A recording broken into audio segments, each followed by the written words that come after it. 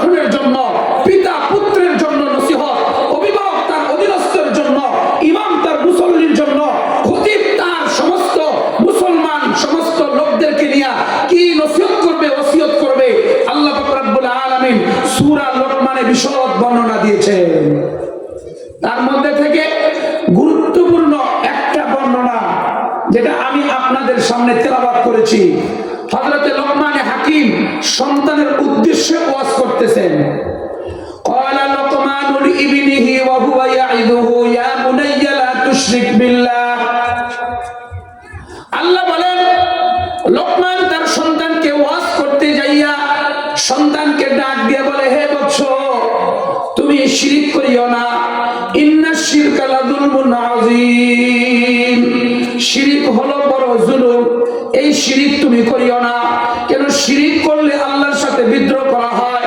যে মুশরিক হয়ে যায় সে আল্লাহ পাক রব্বুল আলামিনের ঘৃণিত ব্যক্তি হয়ে যায়। শিরক আল্লাহ তাআলা পছন্দ করেন না। আল্লাহ তাআলা চাইলে নামাজ পড়ে নাই মাফ করে দিতে পারেন, রোজা রাখে নাই মাফ করে দিতে পারেন, অন্যান্য আমলগুলো করে নাই আল্লাহ ক্ষমা করে দিতে পারেন। কিন্তু কেউ যদি শিরক করে, আল্লাহ পাকের সিস্টেম হলো শিরকের গুনাহ মাফ করেন না।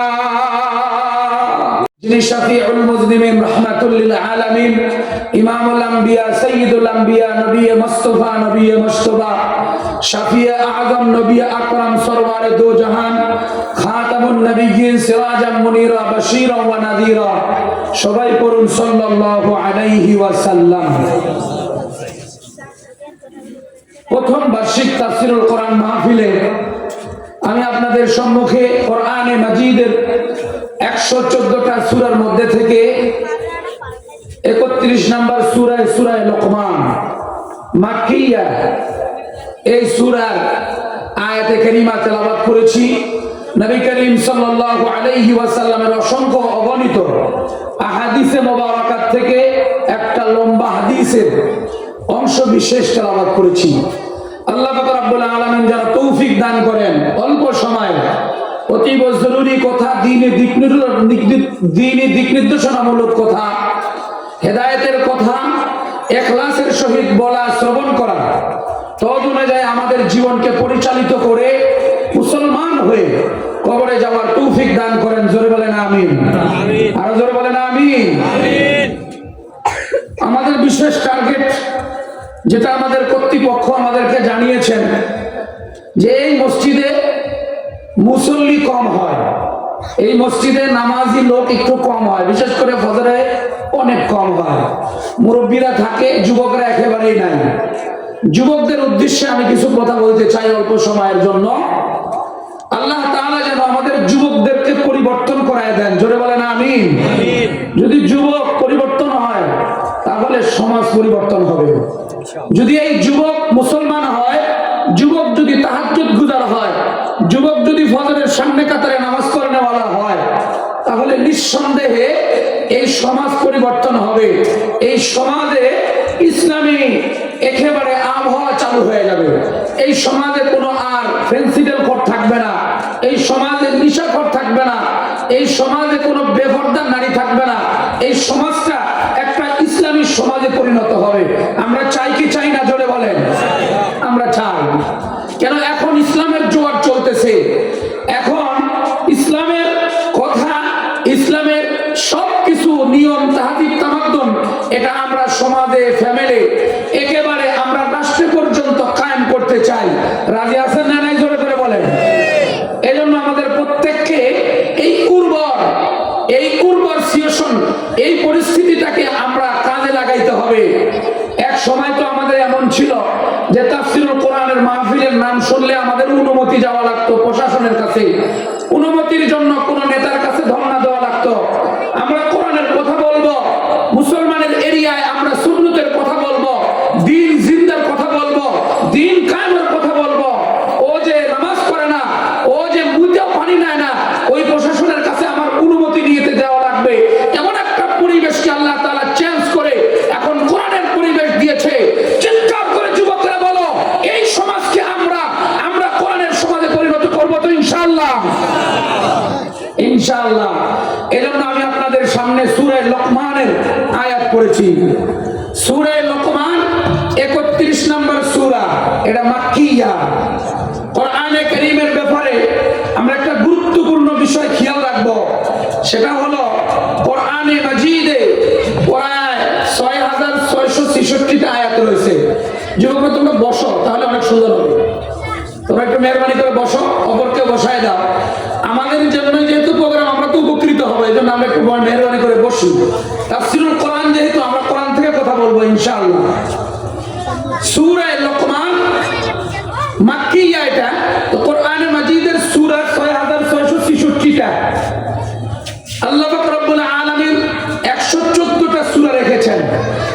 এর মধ্যে থেকে মাদানিয়া সূরা হলো 28টা, 86টা হলো মাক্কিয়া। এই যে দেখেন আল্লাহ পাক রব্বুল আলামিনের কালাম সাজানো, এই আয়াতের মধ্যে থেকে বিধিবিধান সম্বলিত আয়াত হলো 500। বিধিবিধান মানে এটা হারাম, এটা হালাল, এটা বৈধ, এটা অবৈধ, এই রকম বিষয় নিয়ে আলোচনা করেছেন 500 আয়াতে। আরো 6000-এর ঊর্ধ্বের আয়াত থাকলো, তাহলে ওগুলোতে কি বর্ণনা? মুফাসসিরিনে কেরাম তাফসীরের কিতাবে লিখেছেন, ওই আয়াতগুলো আল্লাহ পাক রব্বুল আলামিন কিয়ামত পর্যন্ত মানব জাতির জন্য ওয়াজ করেছেন।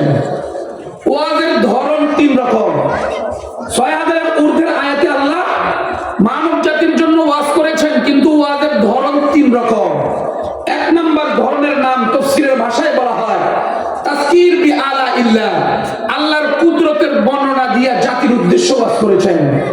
দ্বিতীয় বর্ণনা তাযকির বিআইয়ামিল্লাহ, পূর্বের উম্মতের কাহিনী তুলে ধরে আল্লাহ পাক রব্বুল আলামিন জাতির জন্য ওয়াজ করেছেন।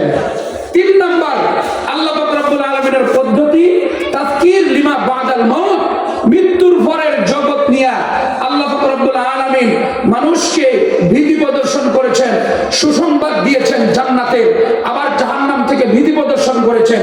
এরকম আল্লাহ পাক রব্বুল আলামিনের ওয়াজের ধারাবাহিকতা। এই কোরআনে কারীম কথা বলবে ওনার নসিহত সন্তানদের জন্য। এই কোরআন কথা বলবে যতদিন পর্যন্ত সূর্য ঠিক টাইমে উদিত হবে, ঠিক টাইমে অস্ত যাবে।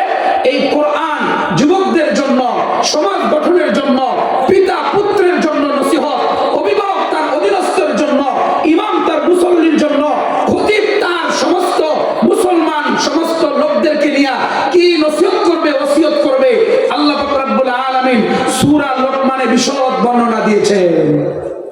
তার মধ্যে থেকে গুরুত্বপূর্ণ একটা বর্ণনা যেটা আমি আপনাদের সামনে তেলাওয়াত করেছি, হযরত লোকমান হাকিম সন্তানের উদ্দেশ্যে ওয়াজ করতেছেন। قال لقمان لابنه وهو يعظه يا بني لا تشرك بالله।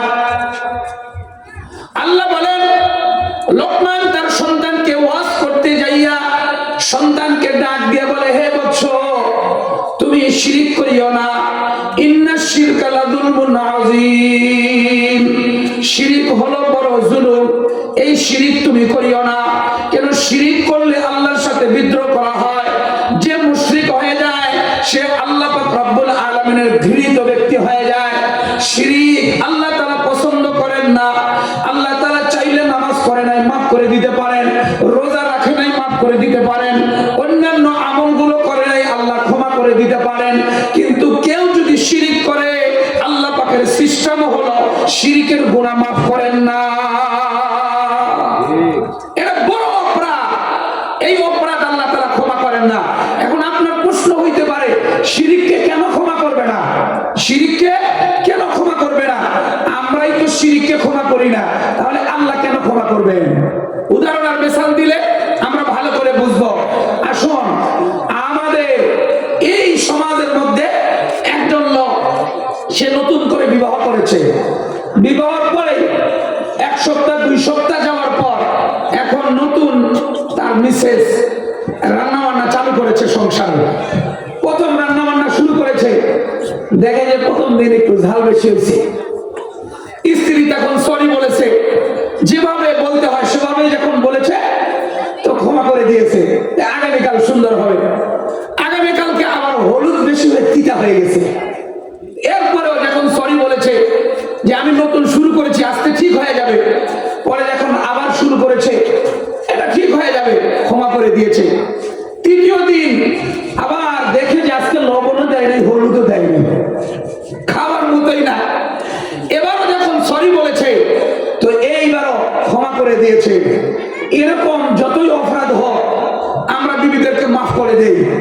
ছোটখাটো এরকম বিষয় থাকলে আমরা কোনো সময় কি করি না, আমরা সময় মতো যদি রাগ হই পরবর্তীতে এটা ক্ষমা করে দেই।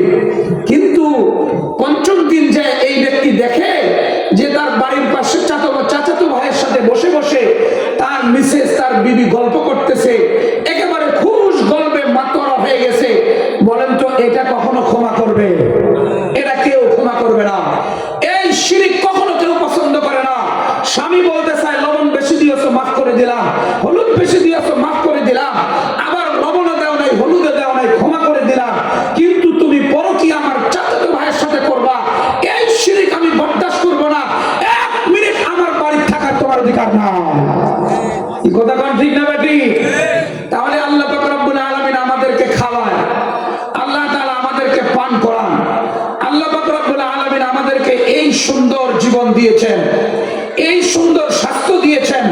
আল্লাহ পাক রব্বুল আলামিনের ইবাদত না করে, তার কাছে আত্মসমর্পণ না করে, তার গোলামি না করে কেউ যদি এখন ভিন্ন কারো কাছে যায়, খাজা বাবার কাছে যায়, ভিন্ন কোন মতলম্বী সেই দিলের মধ্যে রাখে আর ওই রকম ধ্যান ধারণা নিয়ে সে সামনের দিকে আগায়, আল্লাহ বলেন ইন্নাল্লাহা লা ইয়াগফিরু আন ইউশরাকা বিহি ওয়া ইয়াগফিরু মা দুনা যালিকা লিমান ইয়াশা।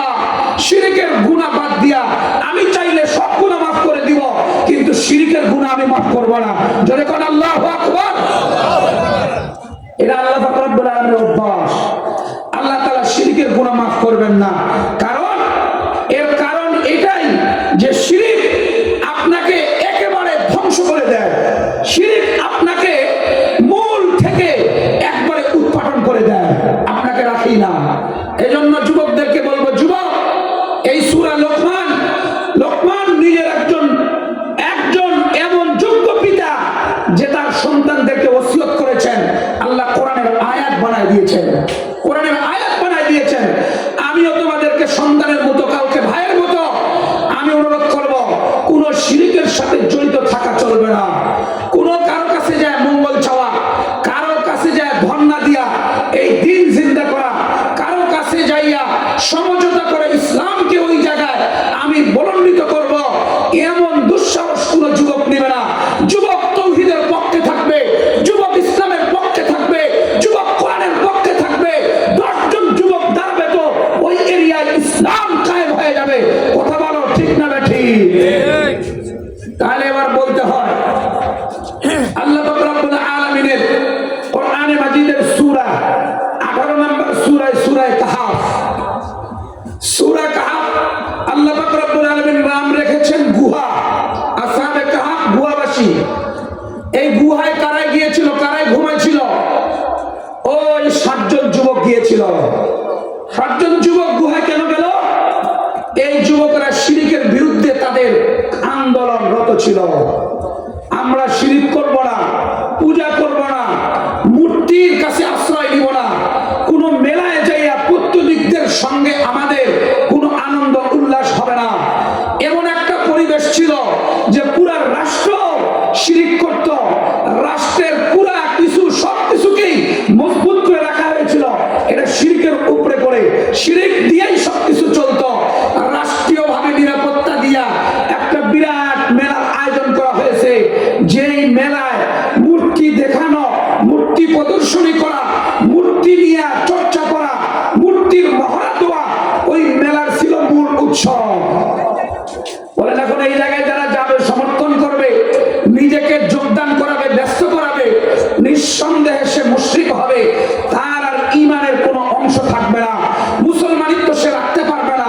এটাই ওই সময় পরিবেশ ছিল। কিন্তু যাদের ভিতরে তৌহিদ আছে, যাদের ভিতরে ঈমান আছে, আল্লাহর মুহাব্বত আছে, আল্লাহ পাক রব্বুল আলামিনের প্রেম আছে, তাদেরকে আর কেউ বাধা দিতে পারে না। কথাটাও যুবক ঠিক না বেটি? তাদেরকে কেউ আটকাইতে পারবে না। আল্লাহর মুহাব্বত তাকে দ্রুতই সেই জায়গায় নিয়ে যাবে। এই মেলা শুরু হয়ে গেল, মেলার আয়োজন শুরু হয়ে গেল, চলতেই থাকলো মেলার আয়োজন। এই পরিস্থিতিতে একজন যুবক নিজেকে মেলা থেকে এড়িয়ে আলাদা করে সে যুবক চৌরাস্তায় একজন যাইয়া গাছের ওখানে বসলো, গাছতলায় বসলো চৌরাস্তায়, যে আমি যদি প্রকাশ করি যে তোমাদের শিরকের বিরুদ্ধে, পত্তলিকদের বিরুদ্ধে, তোমাদের এই কার্যক্রম যাবে। এই পরিস্থিতি দাঁড়াইলো, কাউকেই কিছু বলে না, তৌহিদ ভিতরে, ঈমান ভিতরে, কিন্তু বলার স্কোপ নাই। এমন করে ওই যুবক গাছতলায় যায় আশ্রয় নিল, কাউকেই বলে না। কিছুক্ষণ পর আরেকজন, তারপরে আরেকজন, তারপরে তৃতীয়, তারপরে চতুর্থ, তারপরে পঞ্চম, তারপরে ষষ্ঠ, তারপরে সপ্তম, এরপরে একজন কুকুরও যায় সেখানে বসলো। কোরআনে কারীম কথা বলেছে, কোরআন কথা বলেছে, আজকের ঘটনা না। মুফাসসিরিনে কেরাম তাফসীরের কিতাবে লিখেছেন এটা ৬০০০-এর ঊর্ধ্বের সময় অতিবাহিত হয়ে গেছে। ৬০০০ বছর সময় অতিবাহিত হয়ে গেছে। ওই সময়কার ঘটনা কোরআনে মাজিদে আল্লাহ নিয়ে এসেছেন। কোরআনে কারীম বিস্তারিত গল্প করেছেন, এই যুবকদের কথা তুলে ধরেছেন। যুবক যখন একত্রিত হলো, ওখানে একজন আরেকজনের সাথে শেয়ার করতে পারে না। শেয়ার করলেই যদি খবরটা চলে যায় তাহলে তো মুশকিল হয়ে যাবে। খবরটা যদি পৌঁছে যায় তাহলে তো আমাদের গ্রেফতার, আমাদের সাথে সাথে ফাঁসি কার্যকর হবে। এই জন্য কাউকেই বলতেছে না। এগুলো শেয়ার হচ্ছে দিলের সাথে, আল্লাহ পাক রব্বুল আলামিনের সাথে, কারো সাথে আর শেয়ার করতেছে না। আসুন পাশের লোককে জিজ্ঞেস করতে, ভাই আপনি কেন আসছেন? অনেকক্ষণ পর বলেই ফেলছে। এবার দেখে ওর যেই টার্গেট, যেই চেতনা, আমারও সেই টার্গেট, আমারও সেই চেতনা, একই নিয়ত নিয়ে, একই রকমের তৌহিদ ভিতরের মধ্যে রেখে সেই চেতনা নিয়ে মেলার থেকে, সরকারের শিরকের কার্যক্রম থেকে নিজেকে আলাদা করেছে। যুবক, আমি তোমাকে অনুরোধ করে যাই, তোমাকে এখন কোন সরকারের পক্ষ থেকে গোলাপ টিপে ধরে রাখা হয় না। তোমাকে এখন কোন প্রশাসনের পক্ষ থেকে এভাবে তোমাকে বাধ্য করা হয় নাই। এখন জমিন উন্মুক্ত। যুবক দাঁড়ায় যাও, আবার কোরআন নিয়ে দাঁড়ায় যাও। যুবক তুমি ফেন্সিডেল ছাড়াও, আবার দাঁড়ায় যাও আমার নবীর আদর্শ নিয়া, আবার দাঁড়ায় যাও তুমি দ্বীনের ঝান্ডা নিয়া। তোমার হাসর হবে আসহাবে কাহাফের সাথে। কথাটাও ঠিক না বেঠি? এই যুবক যদি আবার ওই প্রস্তুতি নিয়ে দাঁড়িয়ে যায়, ওই চেতনা নিয়ে দাঁড়িয়ে যায়, যে চেতনা আসহাবে কাহাফের কাছে ছিল। আসহাবে কাহাফ গুহাওয়ালা।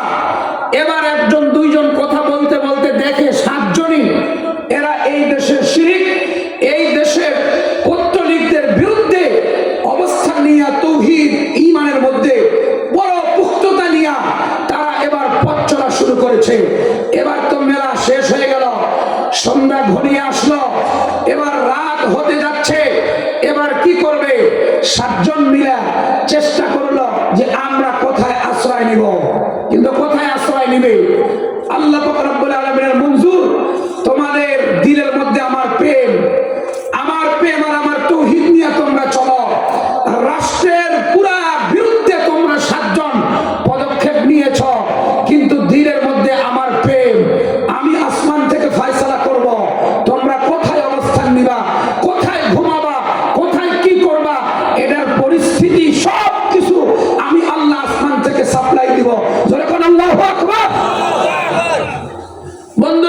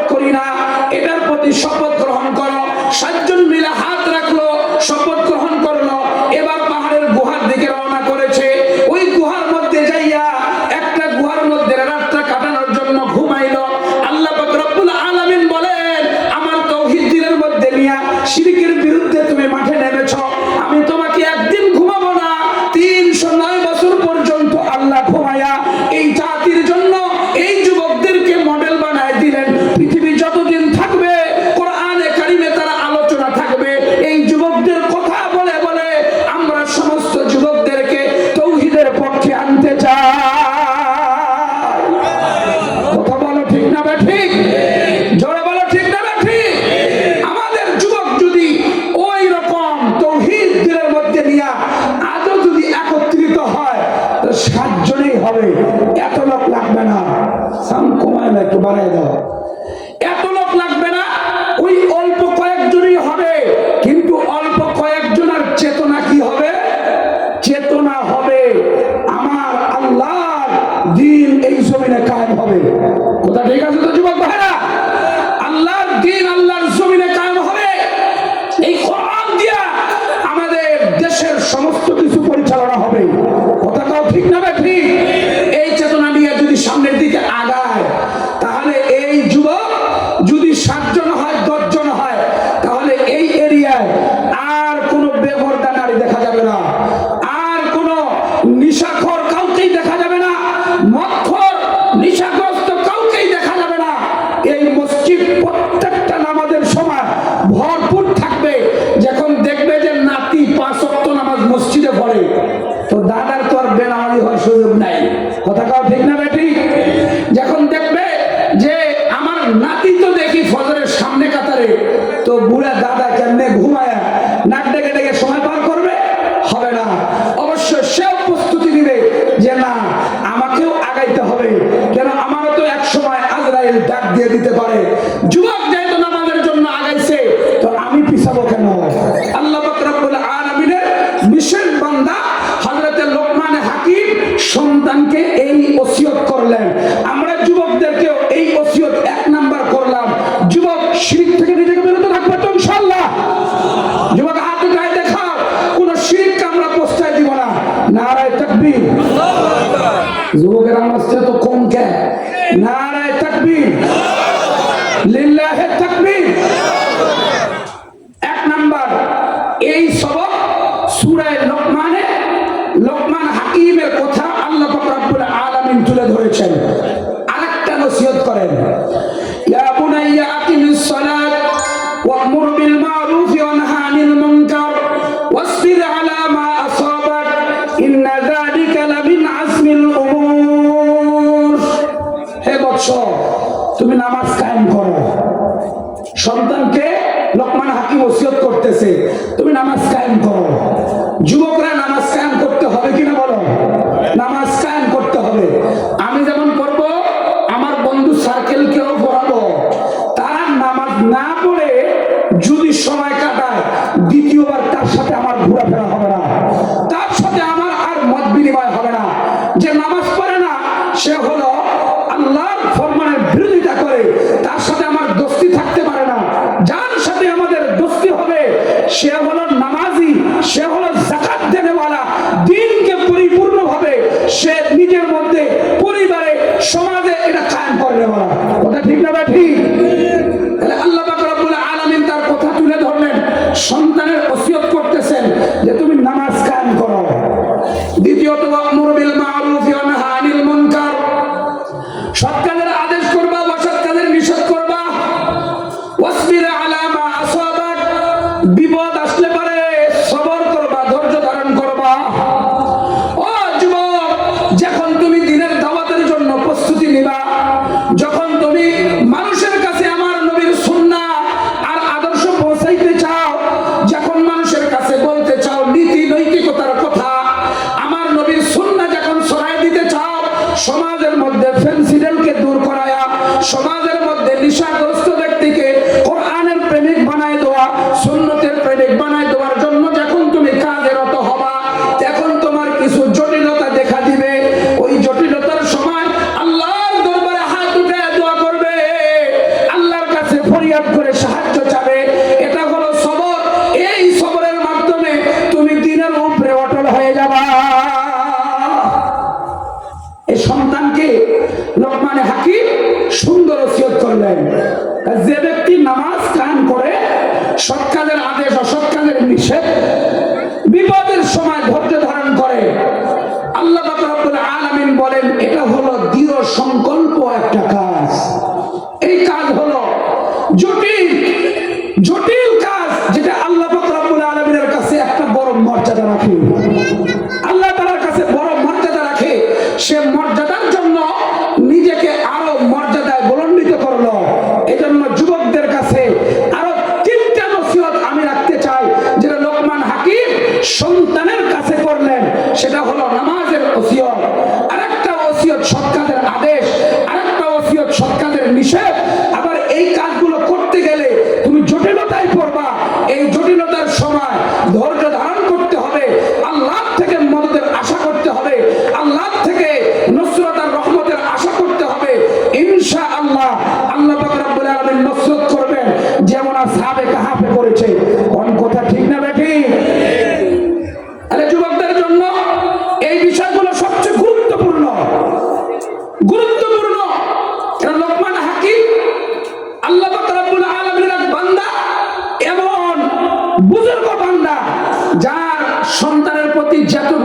ওসিয়ত করেছে প্রত্যেকটাই আল্লাহ তাআলা কোরআনে কারীমের আয়াত বানাই দিয়েছেন। বন্ধুরা আমার দিলের কানে শুনবেন, লোকমান হাকিম একবার রাস্তার পাশ দিয়ে যাচ্ছিলেন, চলতে চলতে একজন যুবকের সাথে দেখা। ওই যুবক দেখায় বলে, হুজুর আমাকে একটা নসিহত করেন। আপনার নসিহত শুনে আপনার সন্তান সবচেয়ে বড় বিজ্ঞ আর জ্ঞানী হয়েছে, আমি আপনার থেকে একটা নসিহত নিয়ে আমার জীবনকে পরিচালনা করব। তাফসীরে ইরফানের মধ্যে লেখে হযরতে লোকমান হাকিম তখন বললেন, যুবক তুমি তোমার দিলকে সুন্দর করো আর তোমার জবানকে বন্ধ করো। তোমার জবান আল্লাহ পাক রব্বুল আলামিনের হুকুমের মুআফিক করো আর তোমার দিলটাকে সুন্দর করো। এবার এই যুবক বললেন, হুজুর আমাদের শরীরের অঙ্গ প্রত্যঙ্গের মধ্যে কোন অঙ্গটা সবচেয়ে বেশি দামি? বললেন, আমাদের অঙ্গ প্রত্যঙ্গের মধ্যে সবচেয়ে দামি অঙ্গ হলো কলব, আত্মা। আবার বললেন, হুজুর কোন অঙ্গটা সবচেয়ে বেশি নিকৃষ্ট আমাদের শরীরের মধ্যে? এবার লোকমান হাকিম বললেন, সেটা কলব, এই অন্তরটাই। এই অন্তরটাকে যদি দ্বীনের উপরে পরিচালনা করে আল্লাহর জিকির ও তাসবিহাত আদায় করার মাধ্যমে পরিশুদ্ধ করে, আত্মাকে পরিশুদ্ধ করে, তাহলে অঙ্গ প্রত্যঙ্গের মধ্যে এই অঙ্গ হলো সবচেয়ে দামি অঙ্গ। আর যদি আল্লাহর বিধান মোতাবেক নিজেকে পরিচালিত না করে, আল্লাহর বিধান মোতাবেক নিজেকে যদি পরিচালিত না করে, তাহলে আল্লাহ পাক রব্বুল আলামিনের গুনাহ নাফরমানিতে সে যদি থাকে, তাহলে শরীরের মধ্যে সবচেয়ে নিকৃষ্ট অঙ্গ হলো এই কলব। যুবক তুমি তোমার কলবকে সুন্দরভাবে আল্লাহর মুহাব্বত দিয়া ভর্তি করে নাও, আল্লাহর মুহাব্বত দিয়া ভর্তি করে নাও, অর্থাৎ আল্লাহর বিধিবিধান, আল্লাহ পাক রব্বুল আলামিনের ফরমানকে ইত্তেবা করে এভাবে নিজের জীবনটা যখন পরিচালনা করবে, তখন এই ব্যক্তির কলিজা, এই ব্যক্তির কলব, এই ব্যক্তির হাতটা এত সুন্দর আর ফাইন হবে, তার কারণে ব্যক্তিটাই দামি হয়ে যাবে। আল্লাহু আকবার। আমরা বলি না যে অমুকের অন্তর, লোকটার অন্তর খুব খারাপ। লোকটা খারাপ মানে অন্তরটা খারাপ মানে লোকটা খারাপ। লোকটা ভালো হয় দিলের কারণে, লোকটা ভালো হয় কলবের কারণে। লোকমান হাকিম মানুষ ছিলেন কালো, কিন্তু কলবটা ভালো হওয়ার কারণে আল্লাহ পাকের কাছে কত মর্যাদা। বেলালে হাবশী রাদিয়াল্লাহু তাআলা মানুষটা ছিল কালো, কিন্তু আল্লাহ পাকের রব্বুল আলামিনের কাছে কত দামি মানুষ হলেন দেখেন। একজন ব্যক্তির নাম আছে বুখারী শরীফের মধ্যে ওয়াকি এসেছে, সে হলো জুরাইজ। জুরাইজ এই লোকটাও মুহাদ্দিসিনে কেরাম ব্যাখ্যায় লিখেছেন ইনি একজন কালো মানুষ ছিল, কিন্তু দিলটা কত পরিষ্কার। আল্লাহ পাক রব্বুল আলামিনের ফরমাবরদার বান্দা, তার মর্যাদা কত। বুখারী শরীফে ওয়াকি এসেছে, শুনেন। জুরাইজ সে ইবাদতের কার মধ্যে, খানেকার মধ্যে ইবাদতরত ছিল। সে ঈসাঈ ধর্মের অনুসারী, সে খানকায় বসে বসে ইবাদতরত ছিল, নামাজ পড়তেছে। এখন মা ডাক দিছে জুরাইজকে, কিন্তু জুরাইজ মার ডাক শুনবে কেমনে? নামাজের মধ্যে তো মার ডাক শুনতে পারে নাই। বয়স হয়ে যাওয়ার কারণে মানুষের রাগ হয় বেশি, শরীর মেজাজ কিটকিটা হয়ে যায়। বাপ মাকে দেখবেন যখন বয়স বেশি হয়, তখন আমাদের ছেলেদের জন্য খুব সাবধানে কথা বলা, সাবধানে বাপ মার কাছে যাওয়া। মা যদি একটা বলে ফেলে মুহূর্তেই কিন্তু কবুল হয়ে যাবে, বাপ যদি বলে ফেলে মুহূর্তেই কবুল হয়ে যাবে। ও যুবক দিলের কানে শুনবা, তোমার বাপ যদি বয়স্ক হয়ে যায়, তাহলে কথাবার্তা সাবধানে বলিও, কাছে যায় আচরণ খুব নরম ভাবে করিও, রেগে গেলেও কিছু বলতে দিও না। যদি বলে ফেলে মুহূর্তেই আল্লাহ কবুল করে ফেলবে, এটাই নিয়ম। আমাদের একজন দোস্ত, তার বাপ এই কয়েকদিন আগেই চলে গেল। কয়েকটা মাদ্রাসায় বুখারী পড়াইতেন, বড় আলেম। তো তার বাপ বড়ই অসুস্থ, বিছানায় প্রস্রাব করে, পায়খানা করে। আমাকে বলে, দোস্ত ফজরের আগেও তার বাথরুম গুলো আমি পরিষ্কার করায়া সুন্দর করে জামা টামা পরায়া আবার যাই ফজরের নামাজ ধরি, আবার ক্লাস করি। কয় একদিনের কাহিনী, ইন্তেকালের আগের কাহিনী আমি তোকে শুনাই দোস্ত। আমার বাপের প্রস্রাব পায়খানা সব পরিষ্কার করে সুন্দর করে কাপড় যখন চেঞ্জ করে দিচ্ছিলাম, তখন কেন যেন রাগ হয়ে গেল।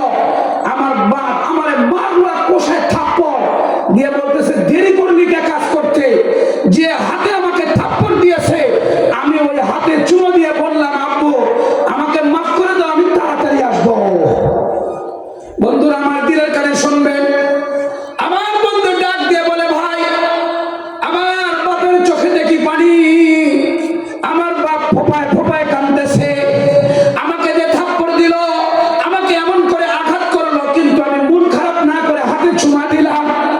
এবার আমার বাপ ওই হাসপাতালের পেটে দাঁড়ায় হাত উঠে মালিককে ডাক দিয়ে বলে, মালিক আমার এই সন্তান চারটা মাদ্রাসায় বুখারী পড়ায়, আল্লাহ তাকে দ্বীনের মুজাহিদ বানায় দাও, আল্লাহ আমার এই সন্তানকে সবচেয়ে বড় আলেম বানায় দাও, যা দোয়া করবে তা কবুল করায় দাও। আমার বাপের দোয়া পাইছি, ইন্তেকাল হয়ে গেল, দাফন করেছি। 1 সপ্তাহ পর আমার মাদ্রাসায় 5 বিঘা জমি একজন লোক এমনি দিয়ে দিছে। আল্লাহু আকবার। বাপ মায়ের দোয়া। এই জন্য বাপ অনেক সময় রেগে যায়, অনেক সময় চটে যায়, অনেক সময় একটা কথা বলে ফেলে, এটা কিন্তু লেগে যাবে। জুরাইজের মা জুরাইজকে বললেন যে নষ্টা মহিলার সাথে তোমার কোন রকমের একটা ঝামেলা পেছবে, তারপরে তুমি মারা যাবা। আমি ডাকতেছি, আমার ডাক তুমি শুনো না, আমার কথা তুমি শুনলে না, তুমি ইবাদত করতেছ, তুমি ইবাদতে আছো, বুজুর্গ হইছো, নষ্টা মহিলার সাথে তোমাকে কোন একটা ঝামেলা জড়বে, তারপরে তোমার মৃত্যু হবে। মা যে বলে ফেলছে কবুল হয়ে গেছে। অনেকদিন পর এ গির্জায় বসে বসে ইবাদত করে, গির্জায় ইবাদত চলতে চলতে এক সময় একটা নষ্টা মহিলা ওই গির্জার পাশে এসে সে ওখানে বসেই ছিল। এক পর্যায়ে লোকেরা হাঁটে যাচ্ছে, এই আপনি কোত্থেকে এখানে? বলে কেন, আমি তো এখানেই থাকি, এই তো এই গির্জায় যে আছে তার সন্তান নিয়ে আমি এখানেই বসে থাকি। কি কইরে এই এরিয়ার, এই সমাজের সবচেয়ে বড় বিখ্যাত বুজুর্গ, বিখ্যাত একজন ব্যক্তি, সে হলো জুরাইজ, আর তুমি বলতেছো এটা জুরাইজের সন্তান, আমাদের তো বুঝে আসে না। হ্যাঁ, জুরাইজের সাথেই তো আমার কাজ হয়েছে, এটা জুরাইজের সন্তান। এই বাপ সন্তানের কাছে তো আসবেই, আর সন্তানও বাপের কাছে আসবে, এজন্য আমি এখানে এসেছি। আলেমের বিরুদ্ধে কথা যদি ছড়িয়ে পড়ে তো কোন মুহূর্তে যে ভিউ হয়ে যায় আপনি টেরও পাবেন না, কত দ্রুত ছড়িয়ে পড়ে এটা আপনি টেরও পাবেন না। এখন এই বুজুর্গের বিরুদ্ধে এমন কথা ছড়িয়ে পড়লো, একেবারে পুরা এরিয়া ছড়িয়ে পড়েছে, মানুষ সবাই দৌড়ায় আসছে, সমস্ত লোক দৌড়ায় এসে ওনার গির্জার ইট টিপ খুলে খুলে নিয়ে চলে গেছে। আমাদের দেশের যারা স্বৈরাচারের দোসর ছিল, আমাদের এরিয়ায় দেখেন নাই, যেই দিন স্বৈরাচার পালাইছে তার বাড়িকে মানুষ ভাঙ্গা ইট টিট সব নিয়ে যায় সমান করে দিছে। যুবক কথা কাও ঠিক না ঠিক? একেবারে সমান। এমন এক পরিস্থিতি এসে গেছে, সবাই ক্ষিপ্ত হয়ে জুরাইজ এই ব্যক্তির ওই গির্জাটাকে একেবারে ইট টিট খুলে ব্লিম করে দিয়েছে। এবার তাকে বলছেন, তুমি এই জায়গায় বসে জিকির করো আর ধ্যানে থাকো, আর এখানে এইরকম ঘটনা ঘটে যায়, এটা আমরা বরদাস্ত করতে পারি না। এবার জুরাইজ ডাক দিয়ে বললেন, ভাইজান সবাই বসেন, আমার কথা অন্তত শুনেন। এই সন্তান আমার, সে মহিলা দাবি করেছে, আমার বক্তব্য শুনবেন তো আমি কি বলি, আদৌ কি এই মহিলাকে আমি চিনি কিনা, আদৌ তার সাথে আমার কোনো সম্পর্ক আছে কিনা, আমি আপনাদেরকে বলি, আমার কথাটুকুন তো আপনারা শুনবা। এমন করে যখন জুরাইজ প্রত্যেককে ডাক দিয়েছেন, বসাইছেন,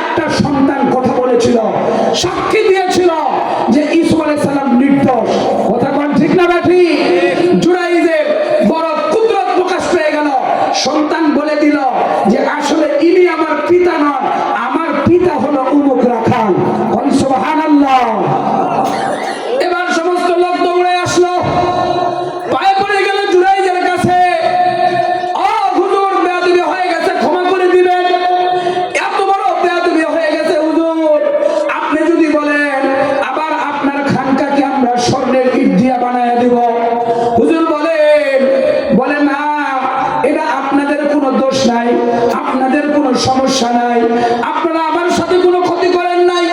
আমার মা আমাকে ডেকেছিল, আমার মাকে আমি আমার ডাকের সাড়া না দেওয়াতে আমার মা আমাকে একটা বদদুয়া দিয়ে দিয়েছিল, ওই বদদুয়াটা এখানে কবুল হয়ে গিয়েছে।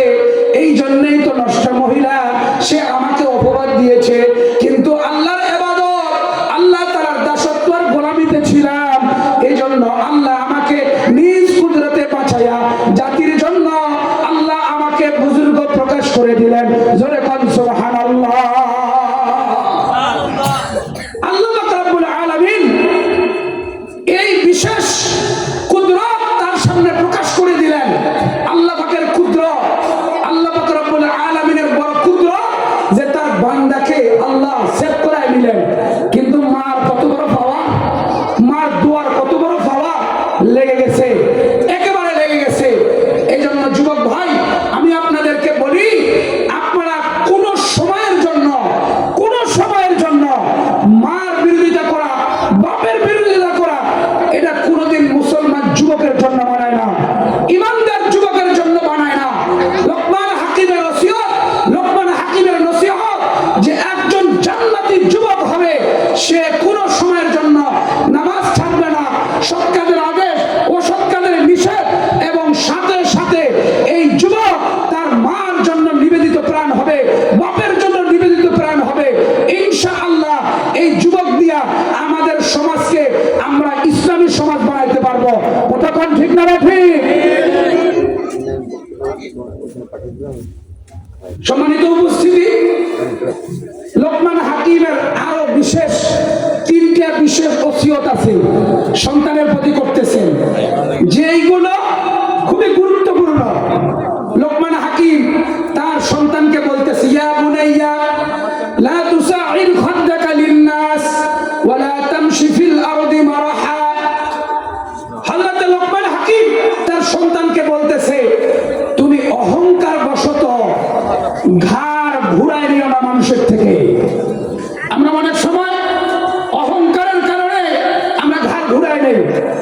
যুবক, তোমার মধ্যে এই খাসলত থাকলে, এই চরিত্র থাকলে তুমি দ্বীনের মিশন পরিচালনা করতে পারবে না। তোমাকে বিনয়ী হতে হবে, তোমাকে অহংকার হয়ে জমিনে চলা যাবে না। মুরব্বীরা দেখলে ডাক দিলে বিনয়ী হতে হবে।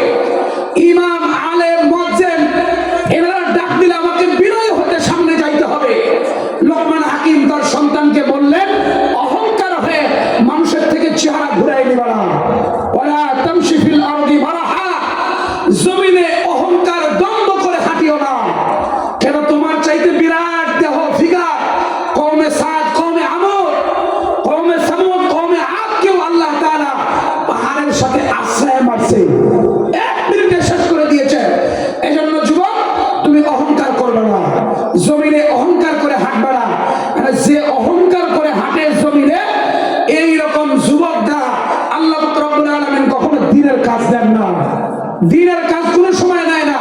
যে অহংকার করে তার কলব নষ্ট, তার কলব অপবিত্র, তার কলবের মধ্যে ময়লা গান্দেগি। এই জন্য এই যুবকের দিল পরিষ্কার না, দিল পরিষ্কার না হলে আল্লাহ তাআলা তাকে দিয়া সমাজ ও দ্বীনের কাম করায় না। এই জন্য যুবকদের থাকে আমার ওসিয়ত থাকবে, যুবকরা তুমি তোমাকে অহংকার মুক্ত করো। আর অহংকার মুক্ত করার জন্য আমার নবীজির আদর্শের বাহিরে নাও, আমার নবীজির আদর্শ পড়ো, চর্চা করো, জীবনে বাস্তবায়ন করো। আমার নবীজির মতো উত্তম চরিত্রের লোক পৃথিবীতে আরেকটা ছিল না, আরেক পিস ছিল না। এই জন্য তোমার এই চরিত্র নিয়ে পড়াশোনা করা, এটা নিয়ে গবেষণা করা, এটা নিজের জীবনে বাস্তবায়নের জন্য চেষ্টা চালানো, তাহলে তুমি একজন সমাজের মধ্যে শ্রেষ্ঠ যুবক হবা। কেন মুসলমান দিনের কানে শুনবেন, একটা যুবক যখন সমাজের মধ্যে আমার নবীজির আদর্শ কায়েম করতে চায়, আমার নবীজির আদর্শ নিয়ে যখন সে মেহনত আর চেষ্টা প্রচেষ্টা করতে থাকে, আল্লাহ পাক রব্বুল আলামিন বলেন, আমার নবীকে আমি শ্রেষ্ঠ মর্যাদায় ভূষিত করেছি ওনার শ্রেষ্ঠ আখলাকের কারণে। কোন যুবক যদি এই রকম আখলাক নিয়ে চর্চা করে, নিজের জীবনে বাস্তবায়ন করে, তো আমার নবী যখন যুবক ছিল, সারা পৃথিবীর মধ্যে যুবকের শ্রেষ্ঠ যুবক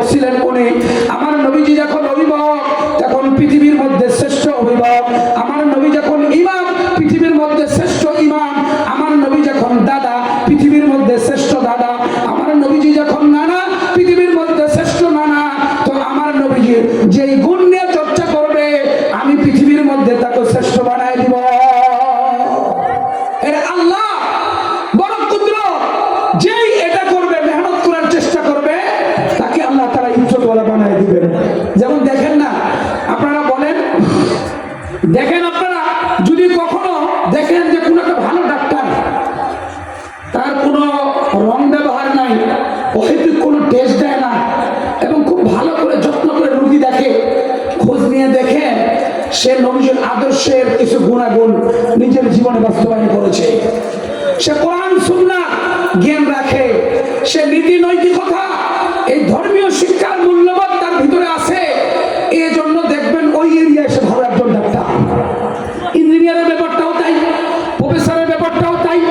এরকম করে যে কোনো জায়গায় যাবেন, ওই জায়গাতেই দেখবেন যে তার মধ্যে ইসলামী মূল্যবোধ, তার মধ্যে কোরআন সুন্নাহ, তার মধ্যে নবীজির কিছু সিরাত, নবীজির কিছু আদর্শ বাস্তবায়ন করার জন্য সে মেহনত করতেছে। এই জন্য ডাক্তারদের মধ্যে সে শ্রেষ্ঠ ডাক্তার, ইঞ্জিনিয়ারদের মধ্যে ইঞ্জিনিয়ার শ্রেষ্ঠ, প্রফেসরের মধ্যে শ্রেষ্ঠ প্রফেসর।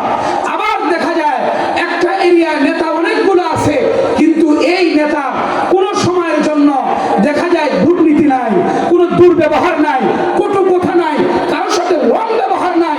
খোঁজ নিয়ে দেখেন এই নেতাও কোরআনের প্রতিষ্ঠার জন্য, কোরআনের বিধান প্রতিষ্ঠার জন্য আমার নবীর আদর্শ চর্চা করে, এই জন্য শ্রেষ্ঠ নেতা। কথা